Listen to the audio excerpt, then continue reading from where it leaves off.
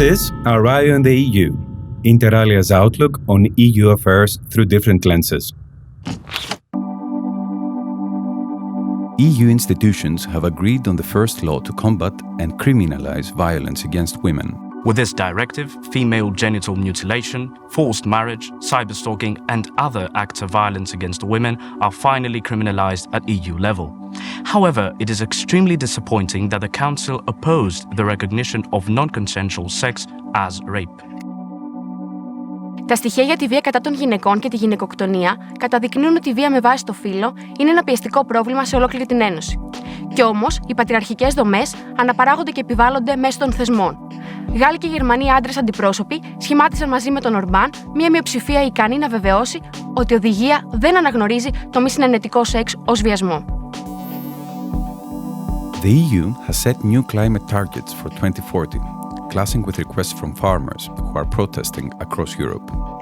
The Commission is being rather hesitant on demanding agricultural emission cuts in fear of fueling farmers' anger in view of the elections. But the EU should focus on eliminating high costs, bureaucracy, and extreme competition for European farmers without sacrificing the environment. Τα δεξιά λαϊκιστικά κόμματα υπόσχονται στους αγρότες να καταργήσουν την Πράσινη Συμφωνία ως λύση για την αύξηση του κόστους. Είναι αλήθεια ότι οι αγρότες απεργούν ενάντια στους κανόνες προστασίας του περιβάλλοντος που απαιτούνται από την Ευρωπαϊκή Ένωση. Η βαθύτερη όμως αιτία της επιβαρημένης οικονομικής τους κατάστασης είναι οι άδικοι κανόνες ανταγωνισμού που ευνοούν τις μεγάλες εταιρείες και όχι ανεπαρκείς μεταρρυθμίσεις που προωθεί η Συμφωνία.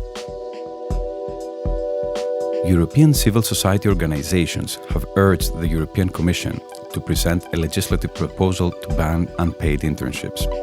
Internships are fundamental for young people to enter the job market, and remuneration is key to ensure a quality experience.